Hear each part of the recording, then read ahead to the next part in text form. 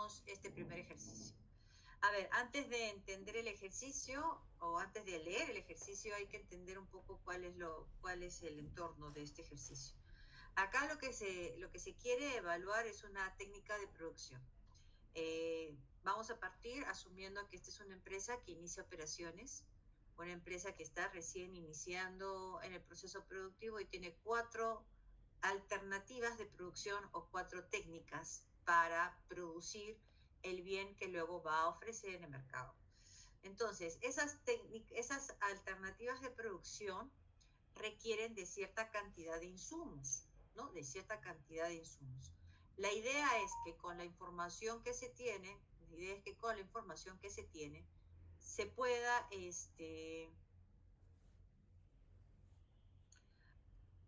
identificar qué técnica es más conveniente.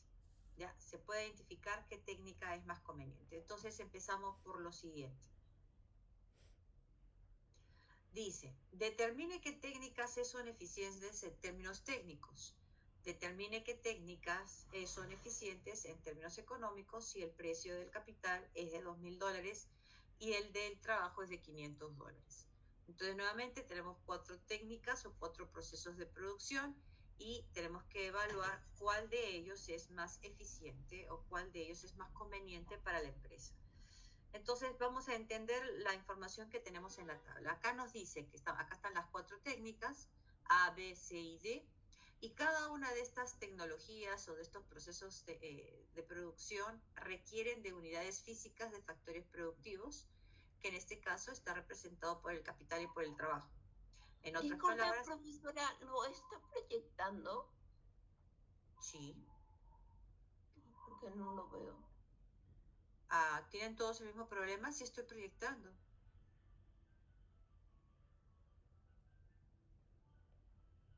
Sí se ve, profesora, tal vez es un problema. Sí se ve. Entonces, María José, creo que puedes salir y volver a entrar. No sé, qué raro. Muy bien, veamos. Entonces, cada una de estas técnicas tienen necesidades o requieren de ciertas cantidades de factor, en este caso representado por el capital y por el trabajo. Ya sabemos que son 4 factores, pero para hacer simple el ejercicio vamos a asumir solamente 2. Entonces, acá lo que quiere decir es que la unidad A, por ejemplo, la técnica A dice requiere de 2 unidades físicas de capital, ¿no? Porque estas son unidades físicas, dice capital. Entonces, 2 unidades físicas de capital. ¿Qué significa eso? Que requiere de 2 maquinarias. Y por otro lado, dice requiere de 2 unidades físicas de trabajo.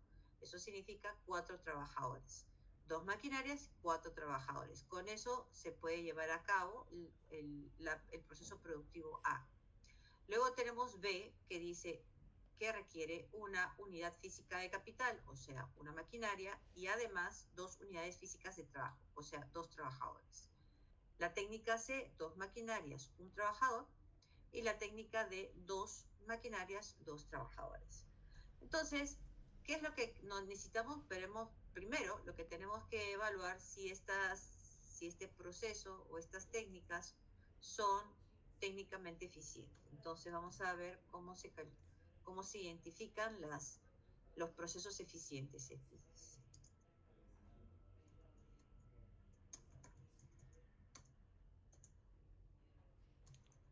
Muy bien, entonces acá, para lograr la eficiencia técnica o para identificar qué proceso es eficiente desde el punto de vista técnico, lo que vamos a hacer es comparar. ¿Qué vamos a comparar? Vamos a comparar las cantidades de insumos que requieren cada una de las técnicas. Vamos a seleccionar aquellas que utilicen menos factores productivos y vamos a descartar aquellos que usen más factores productivos. Entonces veamos, si comparamos la técnica A con la técnica B, vamos a ver que la técnica B utiliza menos unidades de capital. Ahí está, menos unidades de capital. Y si hacemos esa comparación por el lado del trabajo, vemos que también utiliza menos unidades de trabajo. Entonces, utiliza menos unidades de capital, utiliza menos unidades de trabajo. Entonces, eso significa que se descarta la técnica A y se acepta la técnica B. ¿Se entendió, chicos? ¿Está claro? ¿Se entendió, Sí, jovencitos? profesora. Ok. Muy bien, hacemos lo mismo con las siguientes técnicas. Entonces vamos a comparar la técnica, ahora la técnica B con la técnica C. Entonces, al momento de comparar la técnica B con la técnica C, por el lado del capital, vemos que la técnica C tiene más unidades de capital. Más unidades de capital. Y si hacemos esa comparación, por el lado del trabajo, vemos que necesita de menos unidades de trabajo.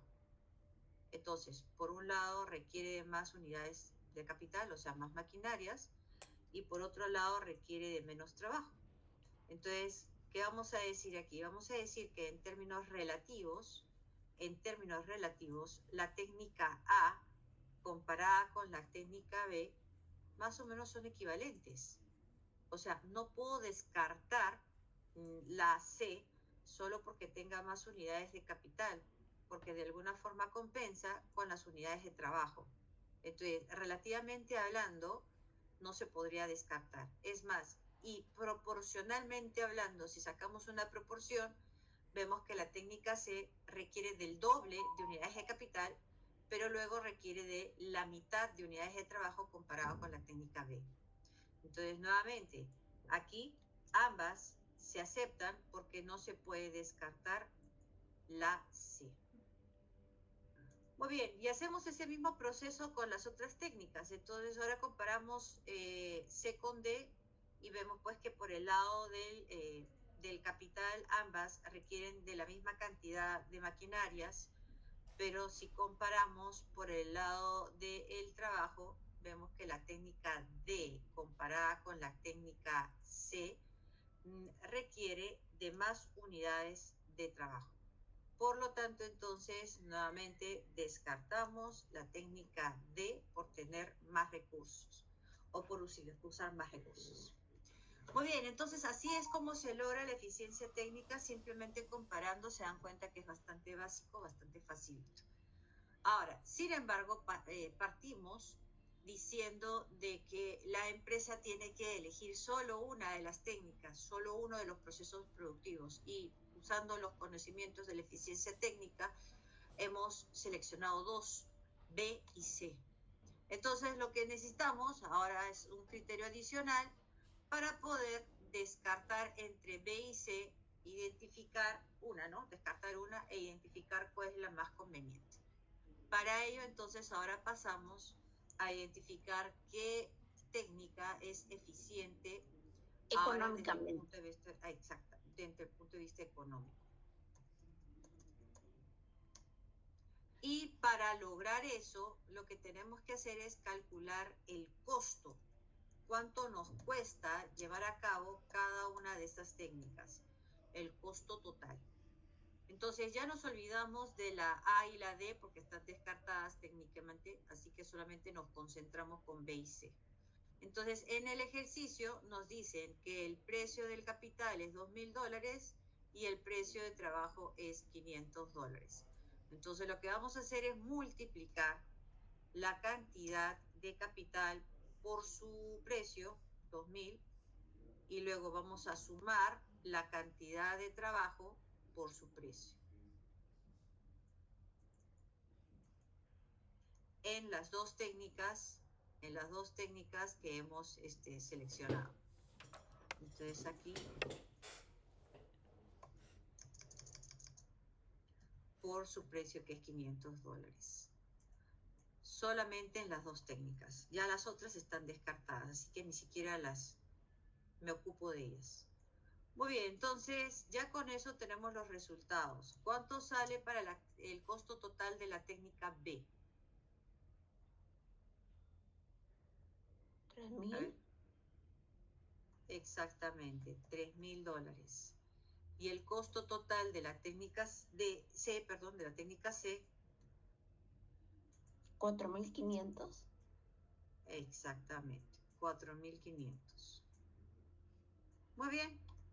Entonces ya tengo los costos de las dos técnicas seleccionadas. Entonces ahora sí ya puedo decidir con cuál técnica vamos a seguir adelante. ¿Con qué técnica vamos a seguir adelante? A ver, chicos. Con la B. Con la B. Exactamente. Con aquella que cueste menos. Y esa será la técnica B. ¿Está claro para todos, jóvenes? Astrid, Flavia, Gabriela, Catherine, María Fernanda, Rodrigo, Todo claro, Samantha. profesora. ¿Sí? ¿Se entendió? Muy bien. En realidad es bastante sencillo. Sigamos con este último ejercicio y pasamos ya a un nuevo tema. El criterio es el mismo, solo que aquí hay información adicional. Dice, una empresa que se dedica a la fabricación de bolígrafos está evaluando distintas alternativas tecnológicas para llevar a cabo su proceso productivo. Dichas tecnologías se recogen en la siguiente tabla. Entonces, ahí tenemos la tabla y nos dicen, según los datos, ¿qué tecnología escogerá la empresa si se sabe que el costo hora del trabajo es 25 soles y el coste de la maquinaria es 500 soles? Muy bien.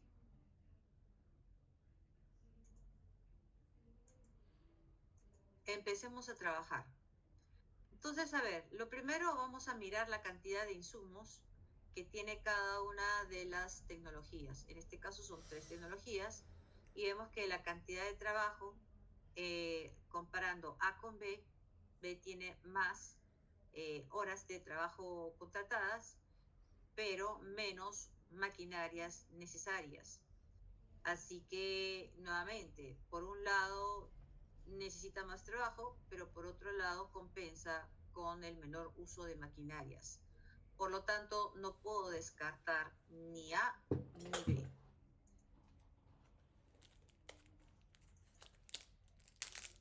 Siguiente. Luego, entonces, comparamos ahora B con C. Entonces, ¿qué tenemos? Tenemos aquí que la cantidad de trabajo que requiere C es menor que la cantidad comparado, ¿no? Menor comparado con la técnica B. Pero por otro lado, la cantidad de capital que requiere la técnica C es mayor a la técnica B. Entonces estamos igual que en el caso anterior. Entonces, la técnica C necesita menos trabajo, pero por otro lado un poco más de capital. Y si comparamos A con C, nos damos cuenta que ambas utilizan la misma unidad de trabajo y las mismas unidades de capital. Por lo tanto, desde esta perspectiva, ninguna de las 3 se descarta. Pero si miramos la tercera columna, fíjense, si miramos la tercera columna, ¿qué nos damos cuenta? Nos damos cuenta que la técnica A y la técnica B, con estas cantidades de trabajo y capital, producen 10.000 unidades, pero la técnica C solo produce 9.000. Entonces aquí nuevamente comparamos la técnica A con la técnica C. Requieren las mismas unidades de capital y trabajo, pero la técnica C produce menos. Así que desde el punto de vista de la eficiencia tecnológica, se descarta la C. ¿Se entendió, chicos? Sí, profesora. Sí, profesora. Muy bien. Entonces acá ponemos, se acepta la A, se acepta la B, pero se descarta la C. Muy bien. Entonces nuevamente tenemos 2 tecnologías que están aceptadas, así que pasamos a la eficiencia económica. Calculamos la eficiencia económica. A ver, chicos, entonces, a ver, vayan haciendo el cálculo de la eficiencia económica y me van dando los resultados.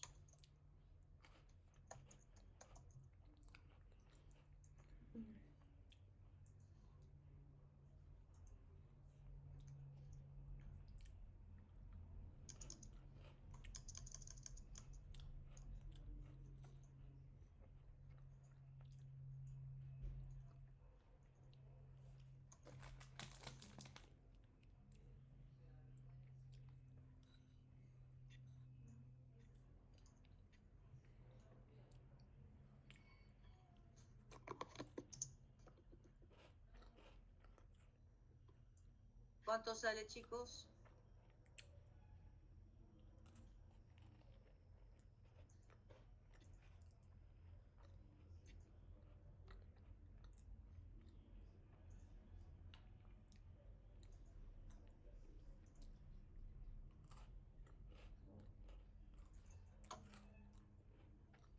16.000. Uno es, la A es 14.000 y el otro, la B es 16.000. A ver, confirmen, chicos. Que no solamente sea María José la única que esté trabajando. Vamos.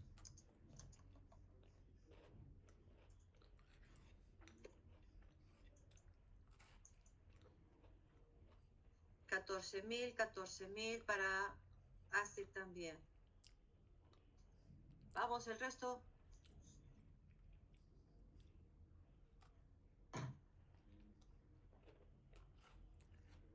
Flavia y Leila también, y Gabriela y Grace también. Gabriel, Rodrigo también. Muy bien, entonces aquí nos damos cuenta también ya qué técnica tenemos que seleccionar. Entonces, en este caso, vamos a seleccionar la técnica A, ¿no? Porque es la que cuesta menos. Entonces, se selecciona la técnica A. Sin embargo, a ver, veamos lo siguiente. A veces, digamos que los costos de los factores productivos no son iguales para cada una de las tecnologías.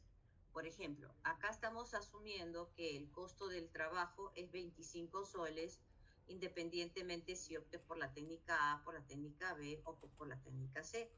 Y lo mismo, el costo de la maquinaria es igual independientemente de las técnicas, ¿no? De las tecnologías o de los procesos productivos. Pero ¿y qué pasa cuando eso no es así? ¿Qué pasa si el factor trabajo en la técnica A es más caro que el factor trabajo en la técnica B y a su vez más caro que el factor trabajo en la técnica C? Y lo mismo pasa con las maquinarias. 2 maquinarias para la técnica B implican un costo mayor porque las maquinarias son más rápidas, qué sé yo. O 3 maquinarias para la técnica A implican un costo menor porque su productividad es un poco más baja.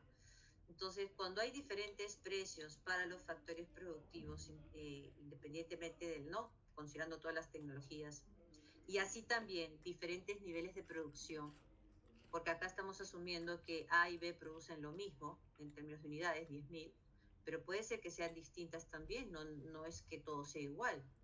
Entonces, ¿qué pasa si los precios son diferentes para cada una de las técnicas? ¿Qué pasa si el nivel de producción o la producción también es diferente para cada una de las técnicas? Entonces, eso requiere que nosotros tengamos que hacer un cálculo adicional para poder homogenizar las 2 o 3 técnicas que tengamos a la mano y poder identificar por un costo o por una técnica económicamente eficiente mejor.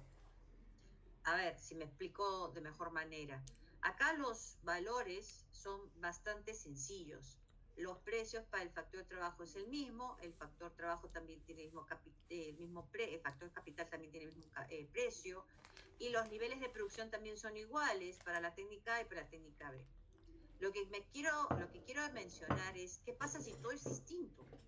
¿Qué pasa si el precio es distinto? La cantidad de trabajo también, tanto para la técnica A como para la técnica B. Que el precio del capital sea diferente, además de las unidades de capital. Y que los niveles de producción también sean distintos,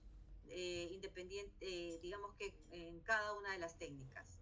Entonces, si todo es diferente y no tan igual como lo estamos planteando aquí, eso implica que tengamos que hacer un cálculo adicional para poder llegar a un resultado que sea más o menos homogéneo y que me permita comparar, porque yo no podría comparar el costo económico de la técnica A con el costo total, digamos, de la técnica B, si todos los precios, cantidades y producción son diferentes.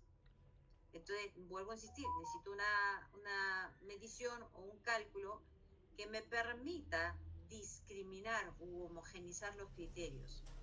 Y a lo que voy es, lo que tenemos que hacer ahora es calcular el costo unitario. Cuando eso sucede, hay que calcular el costo unitario. Y eso es un poco lo que se viene dentro de un ratito.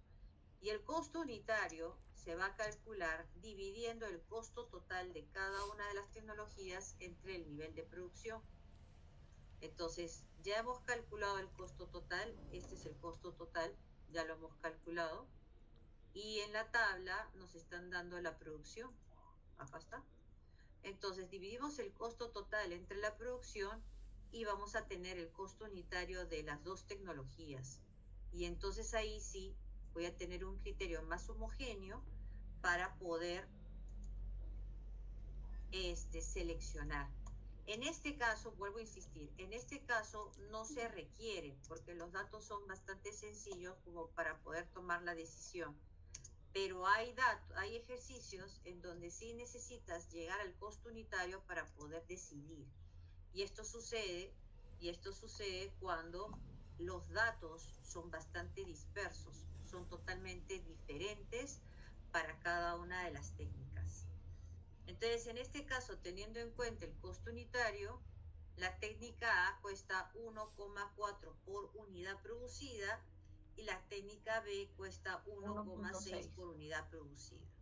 Así es, por unidad. Ya no estamos hablando del total, sino por unidad. Nuevamente, llegamos a este costo cuando sea necesario llegar a la unidad. ¿Y por qué es necesario llegar a la unidad cuando los datos son diferentes para cada una de las tecnologías?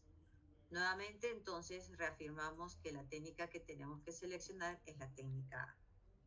¿Se entendió, chicos? Sí, profesora. Perfecto. Entonces, ahora sí, pasamos a costos. Lo que vamos a ver ahora, ojo, lo que vamos a ver ahora es el cálculo de los costos desde la perspectiva económica, ¿ya? Y hay que aclararlo, difiere mucho de la contabilidad. La carrera de contabilidad también tiene sus costos y estos costos son totalmente diferentes, o el cálculo de los costos contables son totalmente diferentes, tienen metodologías distintas. Entonces, el enfoque que le vamos a dar ahora es el enfoque económico, que definitivamente es mucho más sencillo al enfoque contable. Entonces, vamos a ver el cálculo de los beneficios y el cálculo de los costos. Recuerden que la clase pasada habíamos mencionado que todo este modelo se basa en una empresa productiva que es aquella que contrata factores de producción y usa para elaborar los bienes y servicios que luego ofrece. Y habíamos dicho también que una empresa tiene el objetivo principal de maximizar sus ganancias. Ahora, para maximizar sus ganancias, ¿qué es lo que tiene que hacer la empresa? Comparar sus ingresos con los costos. Los ingresos son fáciles de calcular porque, lógicamente, esto viene de las ventas, que luego lo vamos a ver, y los costos son los que vamos a trabajar ahora. Entonces, ¿qué costos vamos a ver? Vuelvo a insistir, esta es la perspectiva económica y aquí solamente tenemos tres tipos de costos, nada más. Los costos contables, los costos económicos, los costos fijos, los costos variables y los costos marginales. Nada más, nada más. Esos son los costos que vamos a trabajar. Y una vez entendidos los costos, ya calcularemos el beneficio y también hablaremos del modelo de punto de equilibrio o como técnicamente se refiere al modelo costo-volumen-utilidad, pero no es otra cosa que el punto de equilibrio.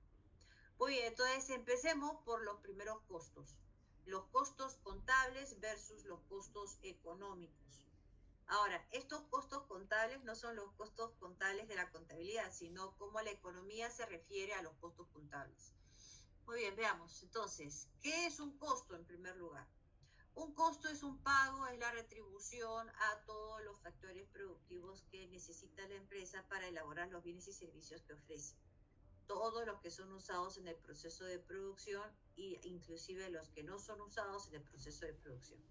Todos los pagos que hace la empresa para llevar a cabo la producción y luego elaborar el producto que necesita ofrecer o que va a ofrecer. Dentro de estos costos, ojo, hay dos clasificaciones grandes, o sea, los costos se pueden clasificar en dos grandes grupos. Los costos que vamos a llamar contables y los costos que se llaman económicos. ¿Qué son los costos contables? Son los más facilitos. Los costos contables son aquellos costos que implican un desembolso de dinero en la empresa. Todos los pagos que haga la empresa, todo desembolso de dinero, toda transferencia o, no sé, pago por lo que sea. Todos los pagos son costos contables, que también suelen llamárseles costos monetarios, costos efectivos, costos explícitos. Entonces, nuevamente, ¿qué son los costos contables? El desembolso de dinero de la empresa, el pago que hace la empresa. Esos son los costos contables. Entonces, por ejemplo, ¿no? Cuando la empresa compra insumos, eso es un costo contable. Cuando la empresa compra maquinarias, es un costo contable. Cuando la empresa paga por los servicios, agua, luz, teléfono, eso es un costo contable. Cuando la empresa le paga a sus trabajadores, es un costo contable. Todo lo que son pagos son costos contables. Ahora, ¿qué son costos económicos para la empresa? Bueno, es un costo más grande en términos de cuánto abarca. Entonces, los costos económicos también se les llama, ojo, a los costos económicos también se les llama costo de oportunidad, ese es el sinónimo. Entonces es igual al costo de oportunidad. Y el costo de oportunidad, como ya lo hemos visto al inicio de este curso, el costo de oportunidad se calcula sumando los costos explícitos de una empresa más los costos implícitos de una empresa. ¿Qué son los costos explícitos? Lo acabamos de mencionar. A ver, ¿qué son? ¿Qué son los costos explícitos? Monetarios. ¿Cuál es el sinónimo?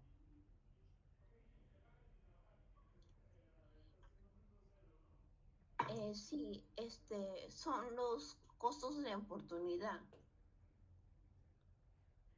No, esos son los costos económicos. ¿Qué son los costos explícitos? Los explícitos son los contables. Yo pensé que usted estaba preguntándole los explícitos. Los contables, exactamente, los contables. Los reales que la empresa paga, los monetarios. Exactamente, los efectivos o los costos monetarios.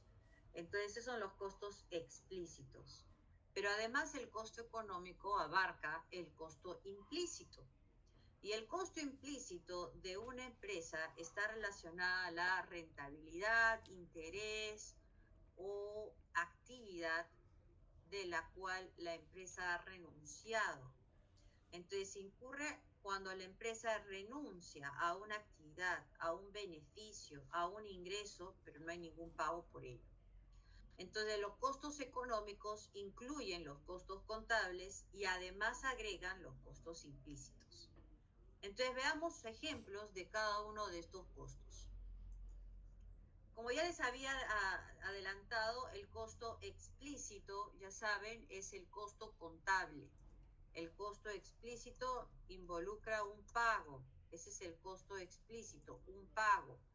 Entonces, cada vez que la empresa paga por algún insumo o algún servicio, ese pago representa el costo contable o costo explícito. Como ven ahí,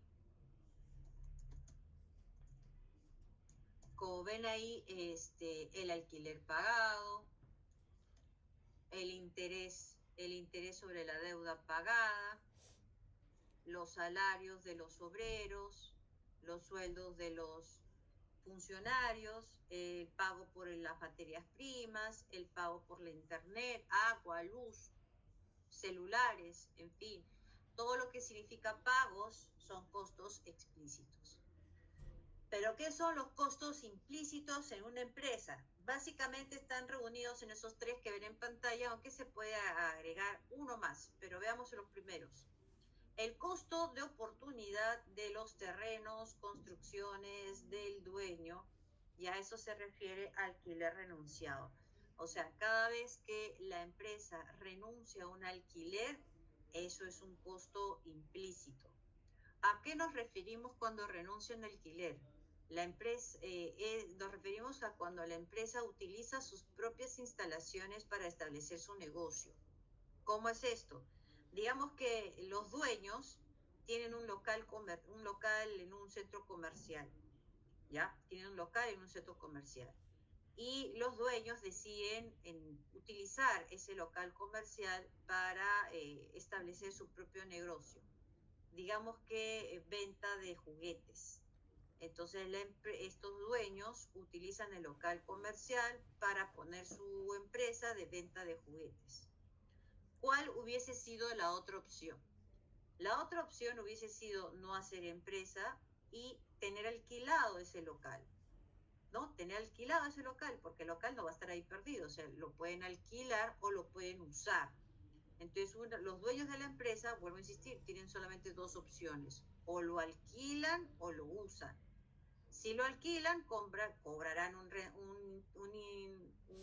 ingreso por el alquiler. Si lo alquilan, ¿no? Cobrarán un ingreso por el alquiler, una renta.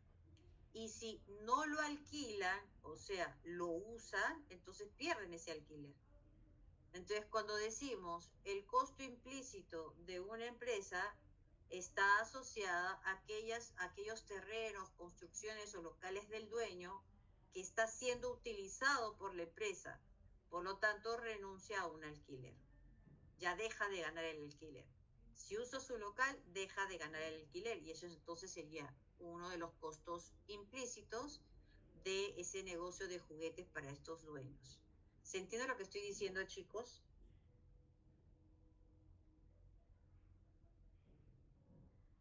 Sí, se entiende. Profesora. Muy bien, entonces cada vez que los dueños de las empresas utilicen sus propios locales o terrenos, construcciones, ahí aparece un costo implícito, que vendría a ser el alquiler renunciado. Muy bien, y así como hay alquiler renunciado, también hay interés sobre inversión o rentabilidad renunciada, y a esto se refiere al dinero del dueño. Entonces la figura es la siguiente. Una persona, el dueño, tiene dinero, digamos $100,000. La pregunta es, ¿qué hace con esos $100,000? Aparentemente solamente hay dos opciones. O ingresa esos $100,000 a una cuenta de ahorro, cuenta a plazo fijo o fondo de inversión y gana una rentabilidad por eso, o agarra esos $100,000 y hace empresa, ¿no? Hace empresa. O sea que establece su fábrica de juguetes, hace, no sé, pone su peluquería, su panadería, una bodega, no sé. Pero entonces aquí viene, entonces cada vez que el dueño utilice su propio dinero, sus ahorros, para invertirlos en su empresa, entonces ese dueño está renunciando a una rentabilidad, porque si no hubiese ingresado ese dinero en la empresa, estaría en la bolsa de valores, en el fondo de inversión, en una cuenta a plazos, ganando intereses. Entonces, cuando ahí dicen dinero del dueño, se refiere a los aportes de capital, la inversión que hacen los dueños en sus propias empresas, dinero que generalmente está en un fondo de inversión o que hay una cuenta de ahorros, y que lógicamente cuando use ese dinero y lo destina a su empresa, perderá o pierde ese capital, pierde ese interés, digamos, no el capital, sino pierde el interés o la rentabilidad. ¿Se entendió, chicos? Ese es el dinero del dueño. Y esa rentabilidad renunciada tiene que formar parte de los costos de la empresa. Desde la perspectiva económica tiene que ser así. ¿Está claro, jóvenes? Sí, está claro. Muy bien. Lo siguiente es el tiempo del dueño. El tiempo del dueño. Si los dueños se dedican a su negocio y están todo el día supervisando su empresa, entonces acá se habla también de ingreso por trabajo renunciado o salario renunciado. Ese dueño que se dedica a su empresa, ese dueño que está desde que abre la empresa hasta que se cierra el negocio, ese dueño ha renunciado a otro trabajo, a un trabajo que pudo haber hecho, pero que no puede porque lógicamente está dedicando a su negocio. En otras palabras, ese dueño, si no estuviese en su negocio, asumimos que estaría trabajando en otra empresa. Entonces, cada vez que dedica su tiempo a su empresa, es tiempo que ya no tuvo para otro trabajo. Por lo tanto, pierde el salario o está renunciando al salario que pudo haber ganado en la otra empresa y que ya no ganará porque se está dedicando a su negocio. Ese es el tiempo del dueño. Y ese también es su costo implícito. Entonces, en los ejercicios, cuando veamos que la empresa utiliza su propio local, ya saben que ahí hay un costo implícito, que es el alquiler del local renunciado. Si vemos en el ejercicio que los dueños han hecho un aporte de capital en la empresa, entonces ese dinero ya no está en una cuenta de ahorros, y como ya no está en una cuenta de ahorros porque los dueños han decidido invertir en la empresa, están renunciando a un interés, a una rentabilidad, a la tasa de interés que le va a dar el banco o la caja o donde esté depositado ese dinero. Y finalmente el tiempo de el dueño. Y eso habla de los salarios o del ingreso por trabajo renunciado. Entonces, nuevamente, cada vez que el dueño se dedica a su negocio, es tiempo que no dedica a otro trabajo, entonces hay un dinero, un salario al que está renunciando. Y hay uno más. El otro costo implícito, lo tenemos cuando las máquinas se deprecian. Ya, cuando las máquinas se deprecian. Entonces aquí vamos a poner depreciación de maquinarias. Cuando las máquinas se deprecian, ahí también hay un costo implícito. Entonces, depreciación de maquinarias. La depreciación de maquinarias se da cuando, por el desgaste del uso de las maquinarias adquiridas por la empresa, estas ya en el mercado tienen menos valor comercial. Esa es la depreciación.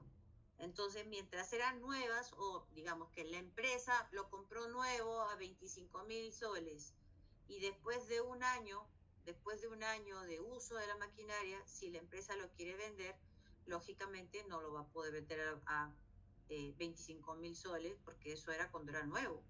Pero era que está usado, así sea un usado de calidad, lo más probable es que esa máquina la venda a la mitad del precio. Bueno, eso también estará de acuerdo con los años, digamos, de uso de esa maquinaria.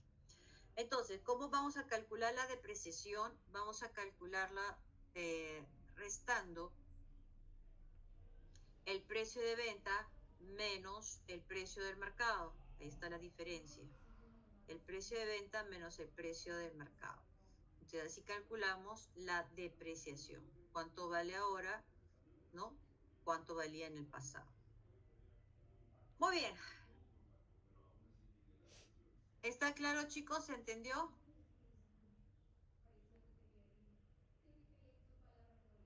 Sí, profesora, todo claro. Sí, Muy todo. bien, entonces, a ver, cuatro de ustedes va a completar esta tabla marcando con una X la clasificación de estas transacciones. Entonces tenemos 4 costos, hay que poner una X si ese costo es un ejemplo de costo explícito, o si ese costo es un ejemplo de costo implícito. Muy bien, chicos, entonces, a ver, van a salir 4. A ver, Viviana, Gabriel,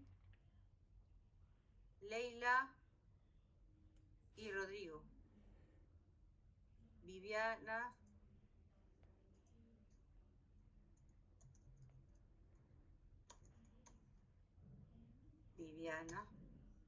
Gabriel, Leila y Rodrigo. Marquen con una X lo que ustedes crean conveniente.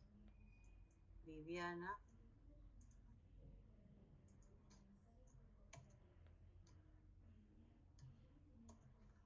Gabriel,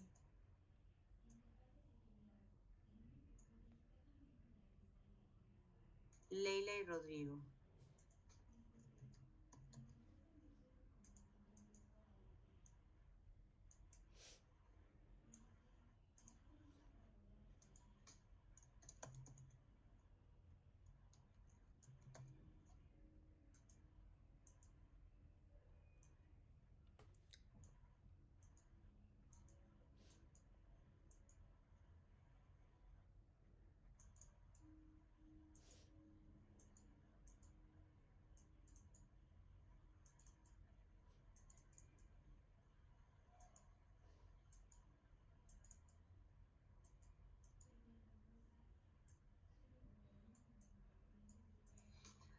Muy bien, entonces veamos. Ya está todo terminado. Uso de local propio, costo implícito. Recursos financieros del propietario, costo implícito. Seguridad pagado del local, costo explícito. De compra de maquinarias, costo explícito. Entonces, súper sencillo, bastante facilito. Muy bien, entonces esa es la diferencia entre los costos contables y los costos económicos. Ya saben que los costos económicos incluyen a los costos contables. Veamos ahora entonces los costos totales y los costos unitarios. Los costos totales están divididos en tres: costos fijos, costos variables y costos totales tal cual. ¿Cómo vamos a calcular el costo fijo? Es básicamente con las maquinarias, ¿no? El costo fijo, luego vamos a ver, es básicamente las maquinarias. Bien, entonces acá el costo fijo más el costo variable, o los costos fijos más los costos variables, nos dan los costos totales. ¿Ya? Nos dan los costos totales. Veamos, ¿qué son los costos fijos? Los costos fijos, fíjense en pantalla, son aquellos que no cambian en el corto plazo, se mantienen constantes en el corto plazo. Suelen llamárseles también costos generales. Entonces son costos totales fijos que se mantienen invariables o constantes en el corto plazo. En tanto que suelen denominarse costos generales. Muy bien. Vuelvo a insistir. ¿Cómo sabemos cuáles son los costos fijos? Entonces acá veamos. Costo fijo es el pago de las maquinarias, ¿ya? El pago de las maquinarias. Y si la maquinaria se financia, entonces el pago de las cuotas para la compra de la maquinaria se registra. Luego tenemos el salario de los asistentes y de los jefes. Luego tenemos el pago por los seguros. Porque recuerden que todo esto estamos hablando de una empresa que produce. Entonces, una empresa que produce es una empresa que necesita contratar seguros para que no haya robos en la empresa. Entonces, ese pago por el seguro vendría a ser un costo fijo para la empresa. Siguiente, la seguridad. De nada sirve, ¿no?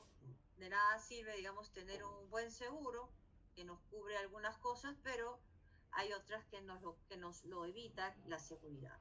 Entonces, el pago por la seguridad digamos que del edificio, del local donde se encuentren, también es un costo fijo.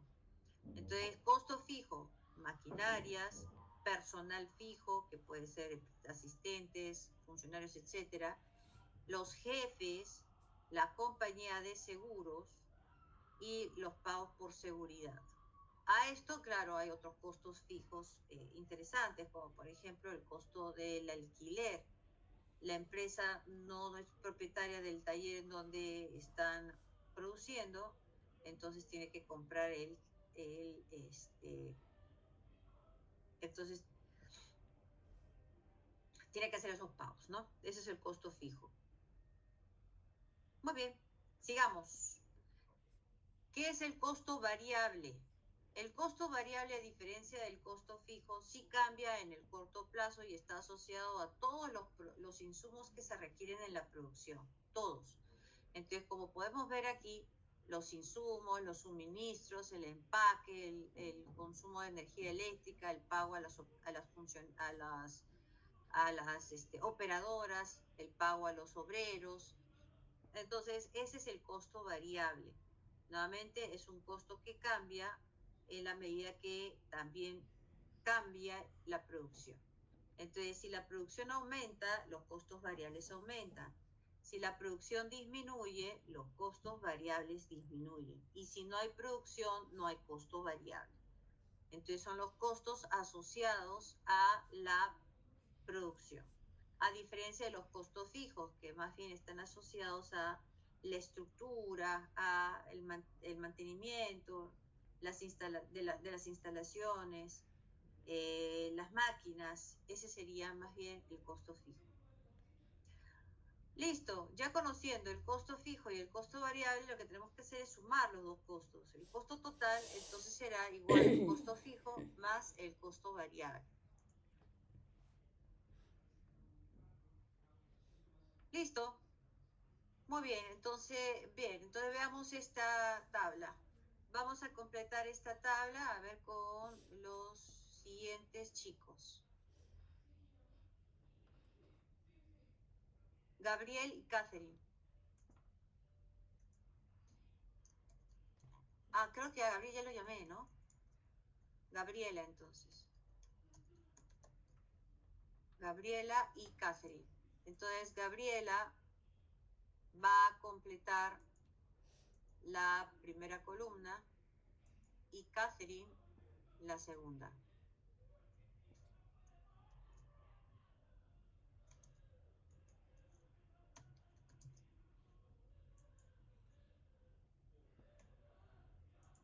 A ver, vamos chicas. Ya les di los permisos para que completen las dos columnas.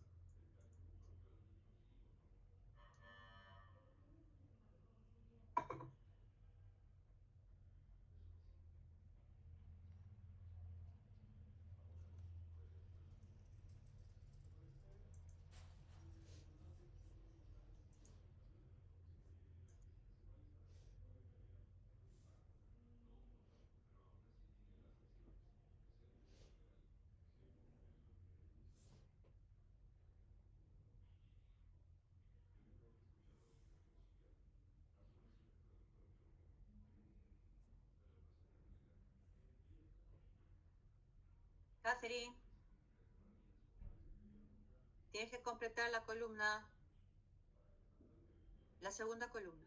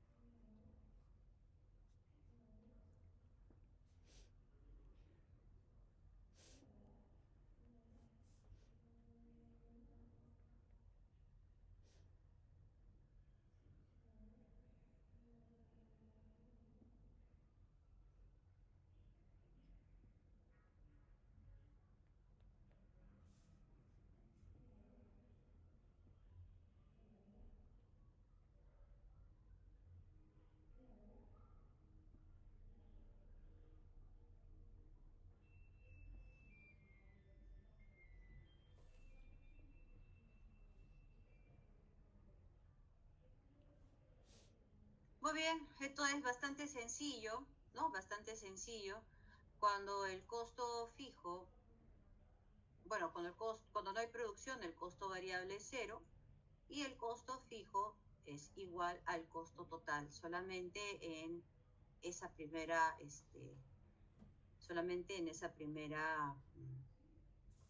bueno, solamente sucede cuando no hay producción, ¿no? Cuando el costo total igual al costo fijo.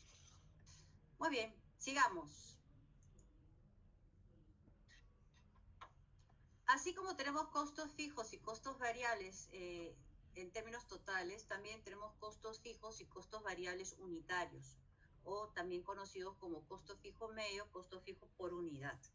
Entonces, podemos calcular los costos fijos totales de la empresa y luego los por unidad. Y para ello, lo que vamos a hacer, como ven ahí, es simplemente dividir el costo fijo de la empresa entre las unidades producidas. Nada más, ese es el costo fijo. En un análisis de curvas, vemos que el costo fijo medio tiende a ser bastante alto al inicio de la producción, pero luego va a ir bajando en la medida que se incrementa la producción. ¿Y esto por qué? Porque el costo fijo, recuerden, el costo fijo no cambia en el corto plazo. El costo fijo es una constante, se mantiene fijo, pero la producción se aumenta. Entonces, si el numerador se mantiene fijo y el denominador aumenta, el cociente, que es el resultado, va a ir bajando.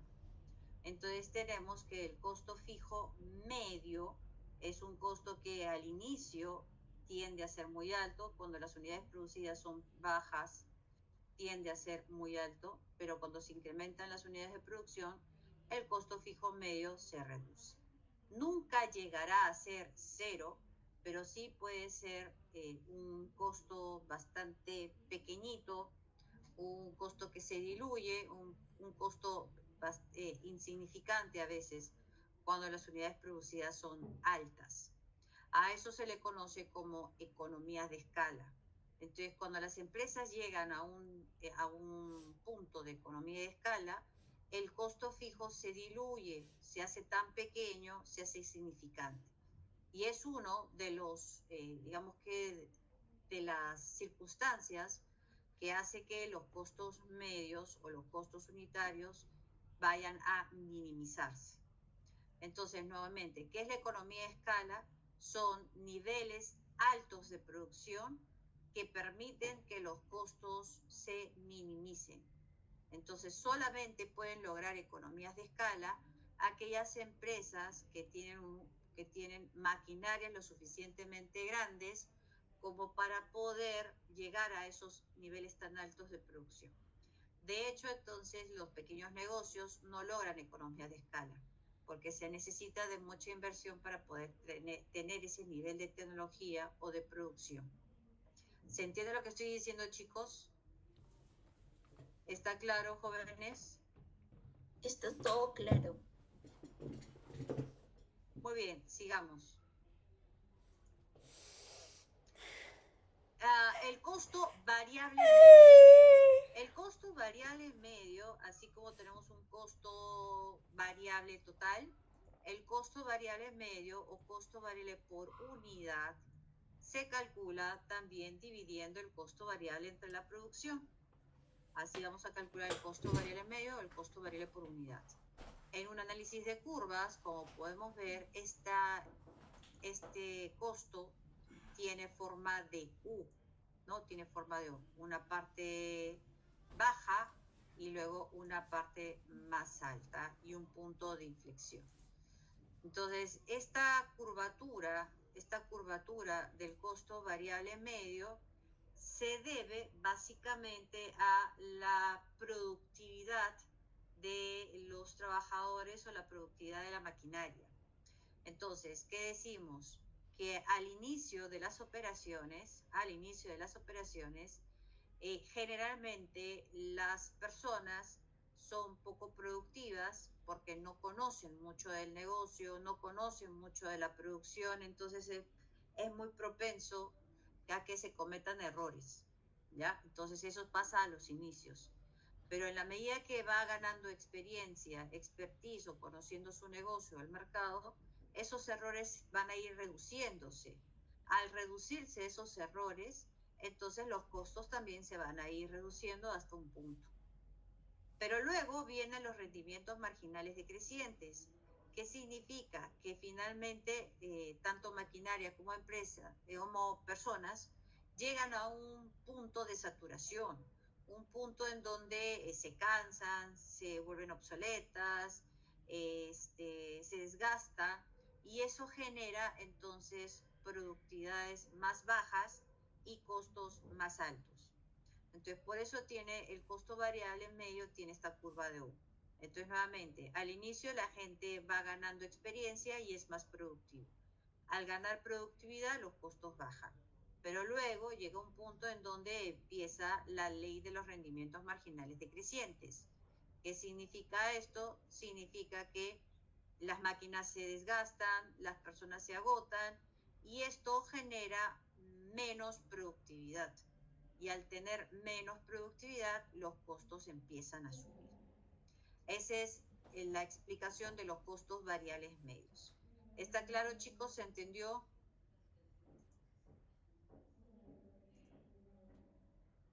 ¿Se Sí, entendió? profesora. Sí, Muy bien. profesora. La suma de los costos variables medios, así como los costos fijos medios, nos da el costo medio, costo unitario, costo total medio, que son los nombres posibles. Entonces, el costo total medio, costo medio, o también llamado costo unitario, generalmente costo unitario, se va a calcular de dos formas. O podemos calcularlo sumando, ¿no? Sumando el costo fijo medio más el costo variable medio, o podemos calcularlo dividiendo el costo total de la empresa entre la producción. Entonces, así es como vamos a calcular los costos unitarios. Ahora, en un análisis de curvas, así como en el caso anterior, el costo unitario también tiene una forma de U, un punto de inflexión, ¿no? Un punto de inflexión, primero un tramo descendente, luego un punto de inflexión y luego un tramo ascendente.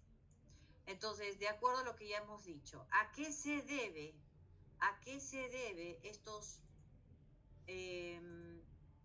esta curvatura en los costos unitarios? Número uno, se pone un poquito más grande. ¿A qué se debe? A ver, veamos un ratito. Número uno, a los costos fijos medios. Habíamos dicho que en los primeros tramos de producción los costos fijos medios empiezan a caer. Entonces, a menor costo fijo medio, fíjense en la fórmula, a menor costo fijo medio, lógicamente habrá menor, ¿no? Lógicamente habrá menor costo unitario. Y nuevamente, ¿por qué también los costos unitarios tienen un tramo descendente? Esto también se debe a la curva de aprendizaje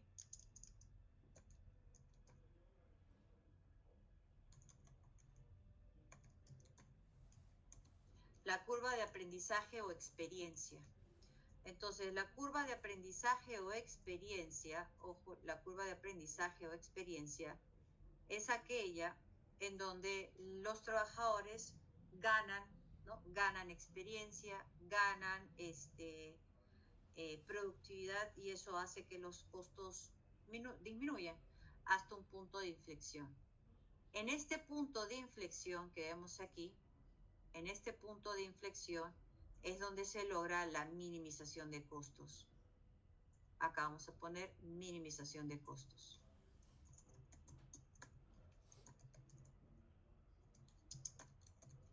Esa es la minimización de costos. Y por lo tanto,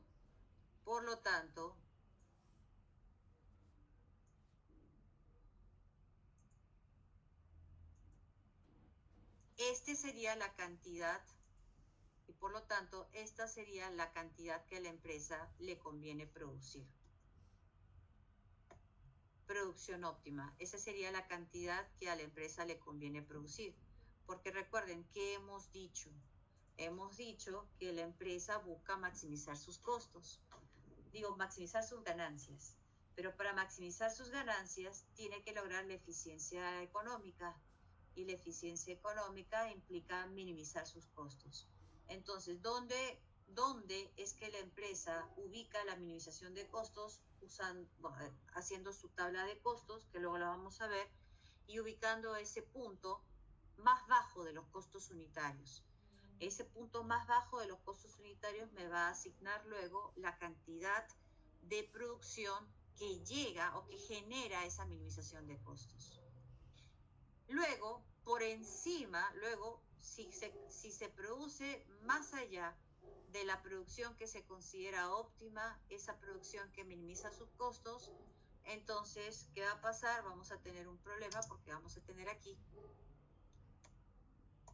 acá vamos a tener costos más altos debido a la ley, como les decía, de los rendimientos marginales decrecientes.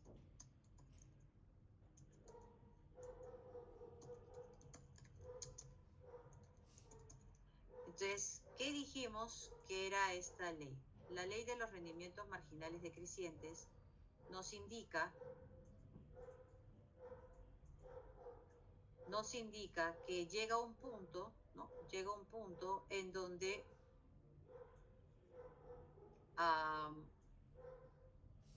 los costos empiezan a subir debido a la obsolescencia, debido a el desgaste tanto de maquinarias, ¿no? Tanto de maquinarias como de personas. Entonces ya cuando empiezan a subir los costos unitarios, lógicamente eso no permite que la empresa pueda maximizar sus ganancias. Tiene que lograr minimizar sus costos, llegar a ese punto en donde los costos son los más bajos. ¿Está claro, chicos? ¿Se entendió? Sí, profesora. Muy bien, sigamos. Entonces vamos a completar esta tabla, esta pequeña tabla, con dos de los chicos. Entonces será Grace y Nasia.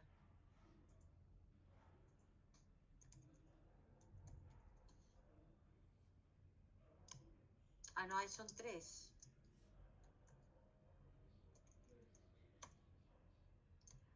Y entonces, a ver, ¿quién me falta? Astrid.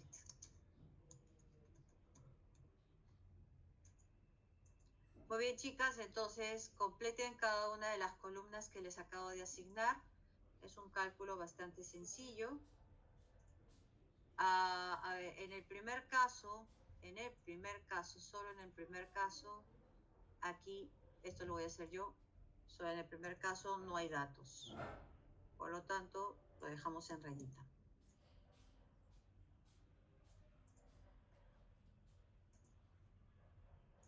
A ver, pongo la fórmula. El costo fijo medio no es otra cosa que el costo fijo entre la producción. El costo variable medio no es otra cosa que el costo variable entre la producción. Y el costo unitario no es otra cosa que el costo total entre la producción. Bastante fácil, inclusive está de recordar.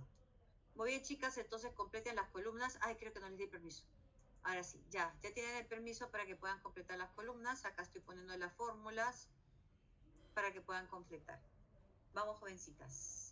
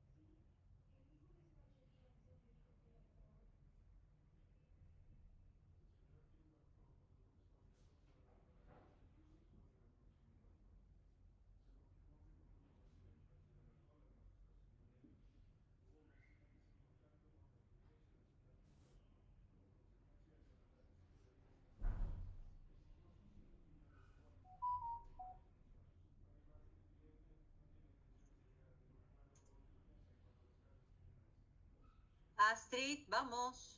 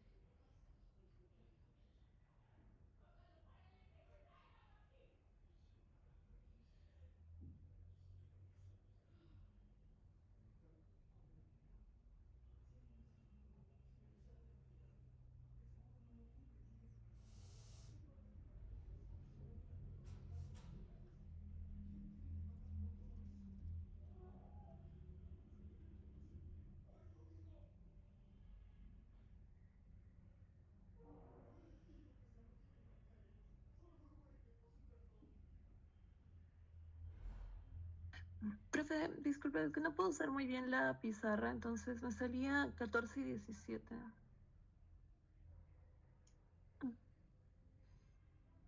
14 y 17. Ujú. Sí, exactamente. 14 y 17. Listo. ¿Y por qué no puedo usar la pizarra? No me digas que estás con el celular. No, pero o sea, cuando presiono se va para otro lado y digamos quiero cambiar el grosor o algo así y, o sea, se borra, ¿no? Me deja raro. Raro. Muy bien, lo pongo aquí, 14 y 17. Muy bien, bastante facilito. Sigamos.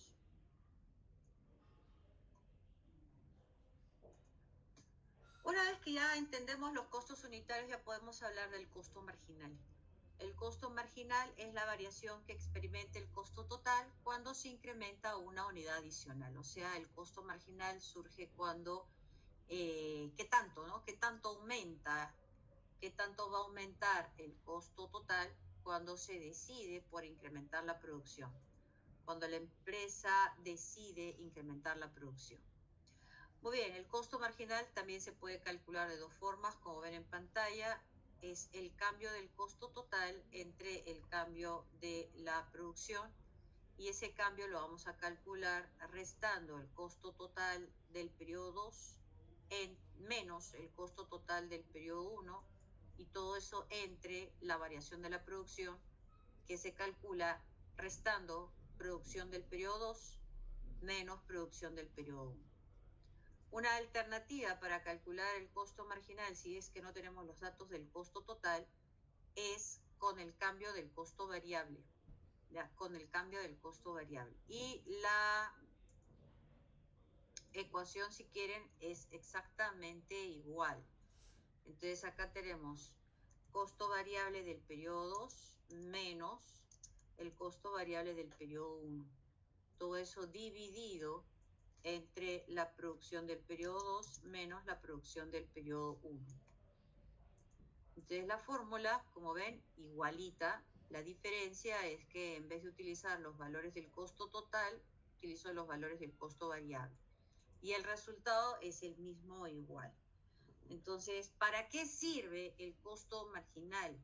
El costo marginal sirve para identificar si es conveniente o no es conveniente incrementar la producción.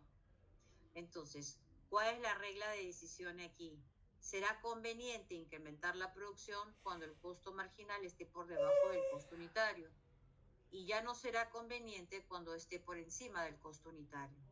Veamos esto en forma de gráficas para que se pueda ver más claramente. Entonces, habíamos dicho que el costo unitario tiene forma de U. Ay, un ratito. El costo unitario tiene forma de U. Vamos a ver.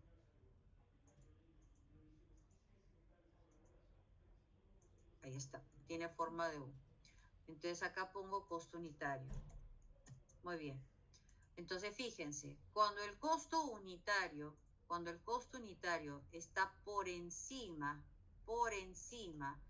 del costo marginal, o sea, el costo marginal por debajo del costo unitario, entonces a la empresa sí le conviene incrementar la producción. Pero cuando está por debajo, fíjense, cuando está por debajo del costo unitario, digo, del costo marginal, cuando está por debajo del costo marginal, entonces cuando el costo unitario está por debajo del costo marginal, ya no le conviene. En conclusión, ¿cuál es el punto correcto, el punto óptimo? Este será cuando el costo unitario iguale al costo marginal. Entonces, ese es el punto y lo hace en el punto más bajo. Ese, digamos, que termina siendo el punto óptimo. Nuevamente llegamos al óptimo. Lo pongo por aquí. Nuevamente llegamos al óptimo de la empresa. Ahora, si el costo unitario está por encima del costo marginal, se incrementa la producción. Pero si está por debajo del costo marginal, se reduce la producción. Lo que tenemos que tener en cuenta es eso. Entonces, finalmente, ¿qué conviene? ¿Que se incremente la producción o que se reduzca? Todo depende, ojo, todo depende de los costos. Todo depende de los costos. ¿Está claro, chicos? ¿Se entendió? Sí, profesora. Sí, profesora. Muy bien. Entonces, ahora que ya conocemos cómo se calculan los costos y más o menos la regla de decisión, antes que eso vayamos a calcular entonces el costo marginal. A ver, ¿quién todavía no sale? Acá tengo a Carlos. A ver, Carlos, por favor calcula el costo marginal. Acá tienes la fórmula. Te ayudo con el primer dato. El primer dato es 0. No es 0, no hay datos. Rayita. Entonces completa la columna, Carlos, por favor.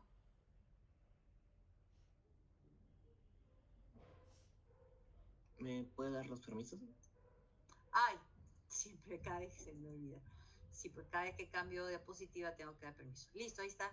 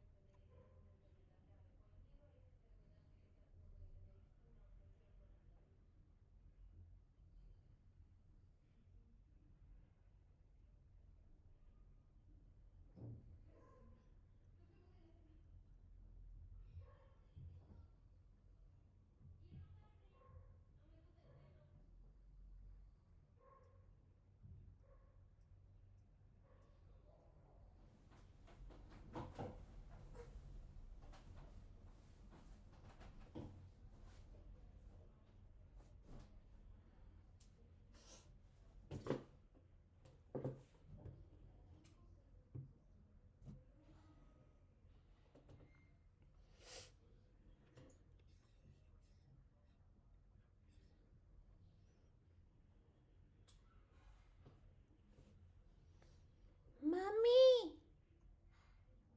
Mamita. Fati.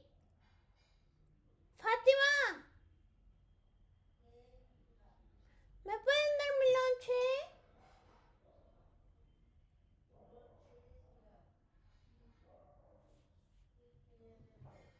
Leche.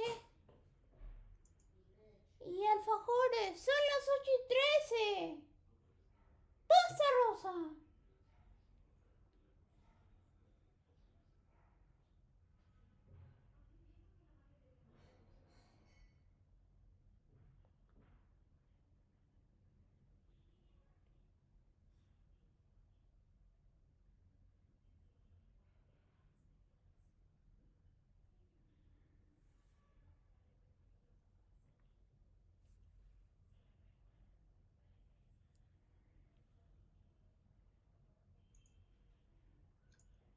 Muy bien, ahí tenemos entonces la respuesta. La variación del costo total aquí es 18 entre 2,9.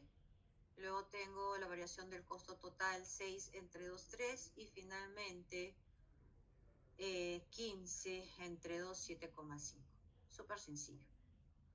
Muy bien, entonces ya lo habíamos mencionado, ahora solamente lo pasamos a una diapositiva. La producción óptima se logra cuando el costo marginal se iguala al costo unitario en su punto más bajo. Y si no logramos una igualdad perfecta, pues aquel punto en donde los dos costos se aproximen, ¿no?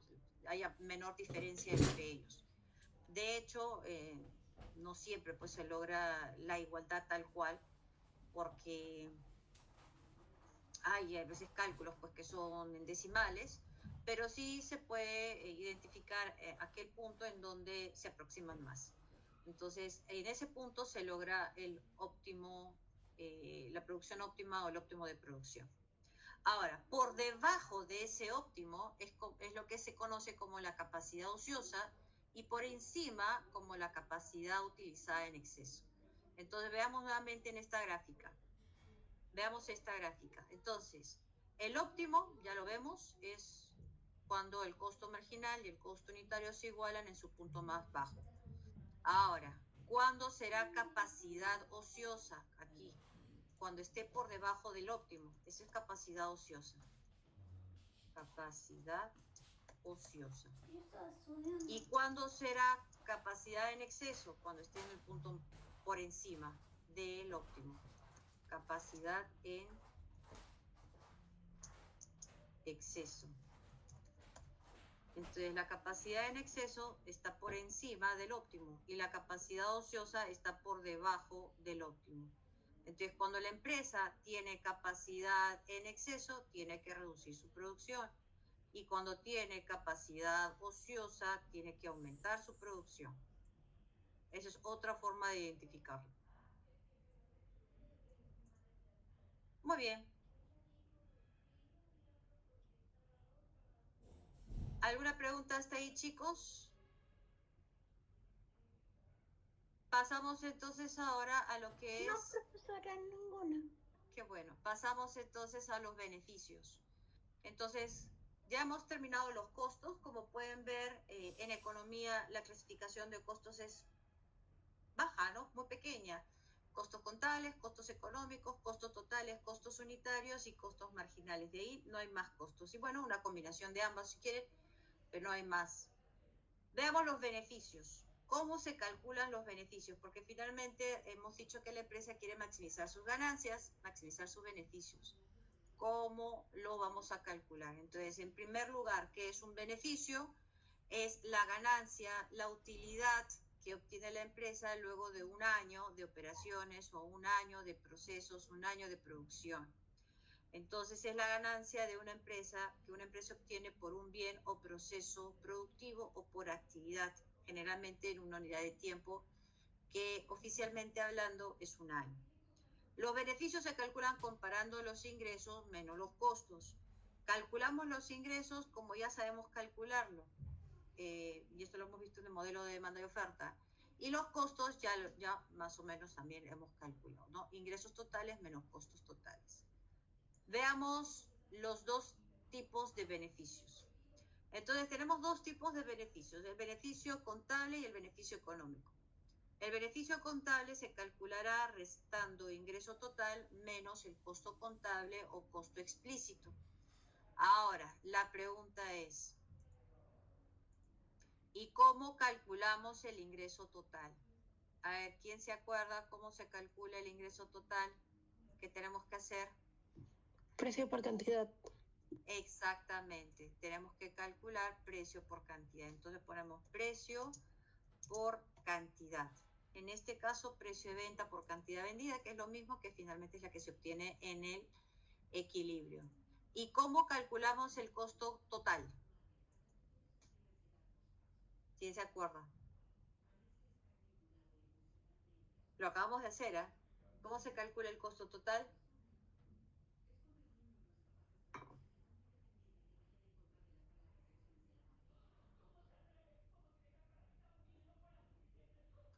¿Cómo calculamos el costo total, chicos? sumando costo fijo más costo variable. Medio. El costo fijo más el costo variable. El costo fijo, ya saben, son todos los costos en los que incurre la empresa y que no están relacionados con la producción. Son los costos de mantenimiento, infraestructura e instalaciones. En tanto que el costo variable son los costos que incurre la empresa que sí están relacionados con la producción. Y en este caso están los insumos, los empaques, los trabajadores, etc. Entonces son los costos variables. Muy bien, entonces ese es un camino, calcular el beneficio contable con los costos contables. Y el otro es calcular el beneficio económico con los costos económicos. Recuerden que el costo de oportunidad es el costo económico. Y a diferencia del beneficio, del costo, digamos, del costo contable, el costo de oportunidad se calcula sumando el costo explícito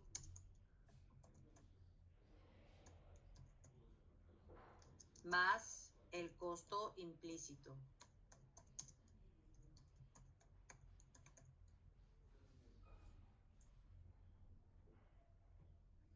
Ahí lo tenemos. Y el ingreso total igual, ¿no? El ingreso total, precio por cantidad. Entonces, dependiendo de la información que tengamos, vamos a ir calculando uno u otro costo, ¿no? Uno u otro beneficio también. Muy bien. Sigamos. ¿Cuáles son las limitaciones? Bueno, no, acá, antes que esto. Una comparación del beneficio contable y el beneficio económico. Entonces aquí, como ven en la gráfica, el beneficio contable es mayor al beneficio económico. ¿Y por qué es mayor? Porque al ingreso total le vamos a restar menos costos. Fíjense, si toda la barra es el ingreso total, ¿no? Si toda la barra es el ingreso total, a esa barra se le resta el costo contable, que también ya sabemos que es el explícito, y la diferencia es el beneficio contable. Ahí está, que es la parte de la barra en color azul. Pero si queremos identificar el beneficio económico, vemos entonces nuevamente toda la barra es el ingreso total. A esa barra le quitamos el costo económico, costo contable, luego le quitamos el costo implícito, o sea, todo el costo económico, y lo que queda solamente es el beneficio económico, que es una pequeña parte. Y es más, en la vida real, las empresas no logran beneficios económicos. Pueden lograr beneficios contables, pero a veces no logran beneficios económicos porque el costo implícito es a veces demasiado alto y hace entonces que las empresas logren beneficios contables, pero no necesariamente beneficios económicos. ¿Se entiende lo que estoy diciendo, chicos? ¿Está claro, jóvenes? Sí, profesora. Muy bien. Sigamos. ¿Cuáles son las limitaciones de los beneficios? ¿Por qué las empresas finalmente no pueden lograr maximizar sus ganancias? Y esto se debe básicamente a 3 ítems. El primero es la tecnología. Las empresas en mercados competitivos tienen que permanentemente estar innovando tecnológicamente y esa nueva tecnología no es gratuita, es cara. Y esos costos adicionales por la adquisición de la nueva tecnología restan los ingresos, restan las ganancias de las empresas.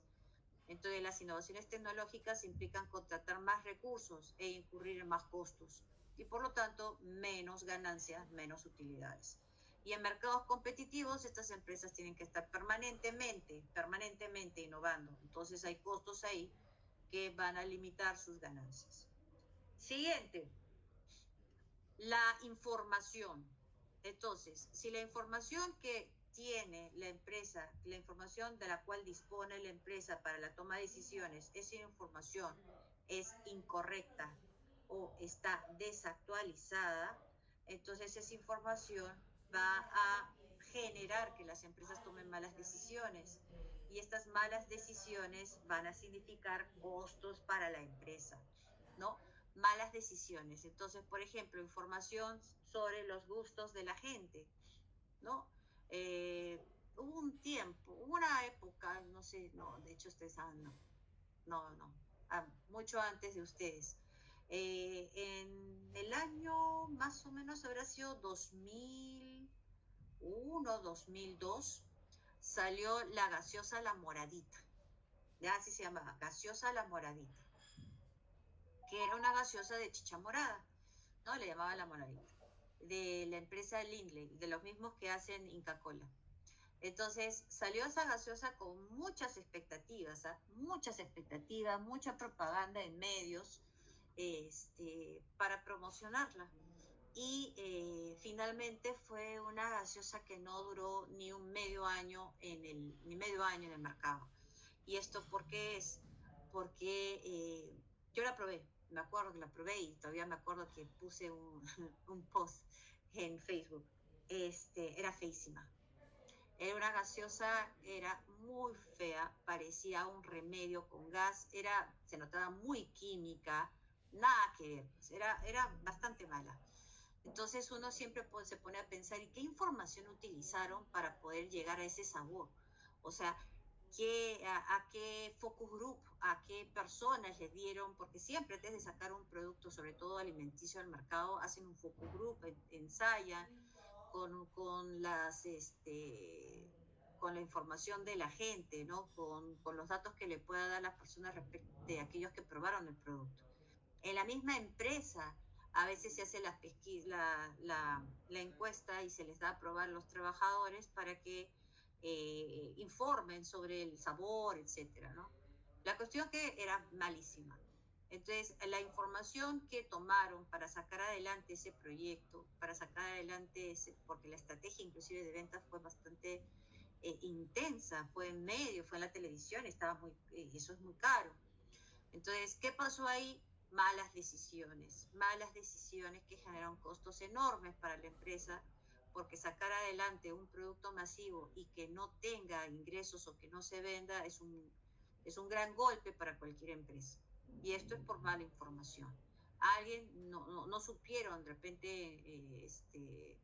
identificar claramente el gusto o las preferencias de las personas, no hicieron el focus group. Debe haber algo que haya sucedido, porque esa gaseosa nunca prosperó y era malísima. Y bueno, eso es con respecto a la información. Mala información implica malas decisiones. Malas decisiones son costos para la empresa. Y finalmente el mercado. Aquí ya no se trata de malas decisiones, sino que el mercado es cambiante. Las tendencias, los gustos, las modas cambian. Y eso puede generar que el producto que se venda ya no tenga la demanda deseada, ¿no? La cambiante disponibilidad de los recursos o la predisposición de los clientes hace que las empresas eleven sus gastos para superar estas variaciones del mercado. A la gente últimamente, las modas, las tendencias cambian cada 3 meses. Entonces las empresas a veces no pueden seguir estos cambios tan rápidos que se dan en modas y tendencias. Y si lo hacen, implica entonces sobrecostos, costos que lógicamente van a limitar las ganancias de las empresas, ¿no? Por otro lado, tenemos también problemas, digamos que meteorológicos importantes que hacen que algunos insumos sean escasos y esta escasez de insumos también genera mayores costos para la empresa. Puede ser también problemas de salud, ¿no? Nadie esperaba una pandemia, por ejemplo, ¿no? Nadie esperaba una pandemia y ese cambio tan radical, esta enfermedad que atacó a todo el mundo, generó lógicamente problemas de ganancias, de ingresos en las empresas. Entonces, ¿cuáles son los limitantes de los beneficios? Como vemos ahí, la tecnología, la información y el mercado. ¿Está claro, chicos? ¿Se entendió? Sí, profesora, sí logro entender. Muy bien, entonces para terminar vamos a hablar del modelo costo, volumen, utilidad, que es un modelo bastante útil. Algunos le llaman el modelo del punto de equilibrio, ¿ya? Modelo del punto de equilibrio. Entonces, veamos. Este modelo permite, con los cálculos y los conocimientos que ya sabemos sobre ingresos y costos, sobre todo fijos y variables, tomar decisiones. Es un modelo de herramienta que proporciona información útil para la planeación de utilidades y para la toma de decisiones de la empresa. Y es bastante facilito, es bastante cortito. Simplemente tenemos que tener en cuenta ciertas ecuaciones, nada más. En primer lugar, calcular el margen de contribución de la empresa. El margen de contribución de la empresa se va a calcular, como ven ahí, restando ingreso menos el costo variable. Entonces lo voy a poner por acá. El margen de contribución no es otra cosa que el ingreso total de la empresa, que ya sabemos que se calcula multiplicando precio por cantidad, menos el costo variable de la empresa. Así bastante facilito. Ese es el margen de contribución. Y este dato luego lo vamos a necesitar para calcular el punto de equilibrio. Muy bien, una vez que ya podemos calcular el margen de contribución, vamos a ver dos versiones más de cálculo de margen de contribución y vamos a ir utilizando cada uno de ellos. Veamos entonces el margen de contribución unitario. Lo mismo, margen de contribución unitario. Entonces, el margen de contribución unitario no es otra cosa que el precio menos el costo variable medio. O sea, lo mismo que el anterior, pero en este caso en términos unitarios. Entonces, el margen de contribución unitario no es otra cosa que el precio menos el costo variable medio. ¿Ya? Es menos el precio menos el costo variable medio. Y el margen de contribución general, si quieren, es ingreso total menos el costo variable. Recuerden que el costo variable medio, a ver, lo voy a poner por acá en segunda fila, porque todo dependerá también de los datos que tenemos. Recuerden que el costo variable medio se calcula dividiendo el costo variable entre la producción. Así que fíjense, todo dependerá de los datos que tengamos para poder hacer estos cálculos. Lo mismo con el margen de contribución, me había olvidado. Entonces hacemos lo mismo con el margen de contribución.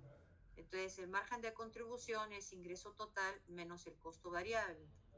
Pero nosotros sabemos que ingreso total es precio por cantidad y a eso le restamos el costo variable. Así que todo depende nuevamente de los datos que tengamos a la mano. ¿Qué más tenemos? El margen de contribución porcentual. Entonces tenemos el margen de contribución unitario y ahora margen de contribución porcentual. El margen de contribución porcentual, ahí lo tienen, no es otra cosa que el margen de contribución entre el ingreso por ventas. Nosotros ya sabemos que el margen de contribución no es otra cosa que ingreso total menos costo variable. Entonces por acá voy a poner ingreso total menos el costo variable. Y por otro lado tenemos que el ingreso por ventas no es otra cosa que precio por cantidad. Entonces ahí lo tienen, el margen de contribución porcentual es el ingreso total menos el costo variable, todo eso dividido entre precio por cantidad.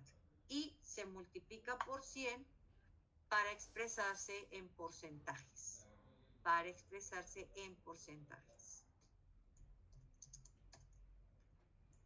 ¿Hasta ahí está claro, chicos? Sí, profesora, todo claro. Listo, cerramos entonces. ¿Qué es el punto de equilibrio? El punto de equilibrio es lograr identificar en qué nivel de ventas, ojo, en qué nivel de ventas la empresa recuperó sus costos. Eso significa punto de equilibrio. Lograr identificar el nivel de ventas que permita recuperar los costos. No generar ganancias, pero sí recuperar costos. Entonces el punto de equilibrio se logra cuando los ingresos y los costos de la empresa terminan siendo iguales y por lo tanto la empresa no logra pérdidas ni tampoco ganancias. ¿Cómo identificamos el punto de equilibrio? Y está, vamos a dividir el costo fijo de la empresa entre el margen de contribución unitario. Entonces, recordemos, lo pongo aquí, que el margen de contribución unitario no es otra cosa que precio menos el costo variable medio. Ahí está. Entonces, el costo fijo entre el precio menos el costo variable medio nos da el punto de equilibrio. ¿Y este punto de equilibrio qué implica? Las unidades que como mínimo la empresa tiene que vender para recuperar sus costos, ¿no? Las unidades que como mínimo la empresa tiene que vender para recuperar sus costos. Si la empresa a lo largo del año o del mes, del tiempo del cálculo que se esté haciendo, vende menos de lo que arroja el punto de equilibrio, significa que la empresa va a tener pérdidas. Y si logra más de su punto de equilibrio, significa que va a generar ganancias. Entonces es importante para las empresas determinar su punto de equilibrio para ir más o menos manejándose en temas de estimar, proyectar sus ganancias o sus pérdidas. Ese es el punto de equilibrio. Ahora, nosotros también podemos tener punto de equilibrio por ventas. Veamos, porque este punto, ojo de aquí, este punto de equilibrio que acabamos de calcular, ¿qué nos arroja? Nos da los datos, o sea, las unidades que se tienen que vender, ¿ya? Entonces, el resultado son unidades, cantidades. En tanto que el punto de equilibrio por ventas, que es el que ven ahí, nos da como resultado soles. Los soles que como mínimo se tienen que vender, ¿ya? Los soles. En este caso, este punto de equilibrio en soles está relacionado con la fuerza de ventas. O sea, la fuerza de ventas a las cuales les das, digamos, un monto mínimo de venta.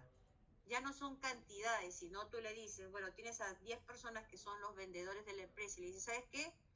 Tú vende la mercancía por un monto de 50.000 soles. Tu objetivo de mes es que vendas 50.000 soles. No necesariamente unidades, sino soles. Vendas 50.000 soles. Entonces ya tú manejas tus precios, manejas tu margen, pero tú tienes que responder por 50.000 soles y ese es tu objetivo de venta en el mes. Entonces ese es el punto de equilibrio por ventas. No te arroja las unidades que tienes que vender, sino los soles que tienes que vender. Entonces, ¿cómo se calcula? Dividiendo el costo fijo entre el margen de contribución porcentual. Pero recuerden que el margen de contribución porcentual, voy a poner por aquí, se calcula dividiendo el margen de contribución entre los ingresos por ventas. Y todo se multiplica por 100. Entonces, el margen de contribución porcentual es el margen de contribución entre los ingresos por ventas y todo por 100. Entonces, los costos fijos entre el margen de contribución porcentual te da los soles que como mínimo tiene que vender cada vendedor, si quieren, cada fuerza de ventas. Y con eso también te puedes ir manejando en la empresa para saber si se logran las ganancias o no. Cada vendedor que logre, lógicamente, su objetivo de ventas, entonces decimos que la empresa recuperó sus costos y ya no tendrá pérdidas. Y si los vendedores venden más de su objetivo por ventas, entonces lógicamente la empresa generará ganancias. Y finalmente, la planeación de utilidades. La planeación de utilidades es un cálculo que se va a hacer para poder identificar lo mínimo que puedes, que debes de vender para lograr la utilidad deseada. Ojo, para lograr la utilidad deseada. Entonces, no estamos hablando del punto de equilibrio, sino estamos hablando de la utilidad deseada. Entonces, por ejemplo, a un dueño de la empresa le dice a su gerente general, ¿sabes qué? Tu objetivo es que la empresa logre utilidades por 100.000 soles. Eso es, tu objetivo es que la empresa logre utilidades por 100.000 soles. Al gerente general, al gerente de ventas, no, al que esté a cargo de la parte de los ingresos de la empresa. Entonces, el objetivo general es que logres 100.000 soles de utilidades. Entonces, si tú, entonces la pregunta que nos hacemos es ¿cuánto se tiene que vender para lograr esa utilidad deseada? Entonces, la fórmula que vamos a utilizar es la que ven ahí en pantalla. Planeamiento de utilidades. El planeamiento de utilidades es igual. El costo fijo, ¿no? El costo fijo más la utilidad planeada a fin de año, todo eso, o a fin de mes, de repente, si son utilidades mensuales, todo eso dividido entre el margen de contribución unitaria. ¿El resultado cuál va a ser? El resultado va a ser las unidades, ¿ya? El resultado va a ser unidades, o sea, las cantidades que como mínimo se tienen que vender para lograr esa utilidad planeada, ¿no? Esa utilidad deseada. Y eso es. Entonces, son fórmulas bastante facilitas, ¿no? Y solo con la información de los costos y algunos cálculos adicionales es que se puede lograr entonces identificar el punto de equilibrio por unidades, el punto de equilibrio por ventas y las unidades que como mínimo se tienen que vender para lograr la utilidad deseada. Entonces, ese es el punto de equilibrio. Son formulitas bastante facilitas. ¿Alguna pregunta hasta ahí, chicos? ¿Está todo claro? Todo claro. Muy claro, profesora. Muy bien, chicos. Entonces, la próxima clase vamos a hacer la parte práctica de todo lo que hemos visto hoy día en teoría. Entonces, cierro la grabación de esta sesión. De acuerdo a la...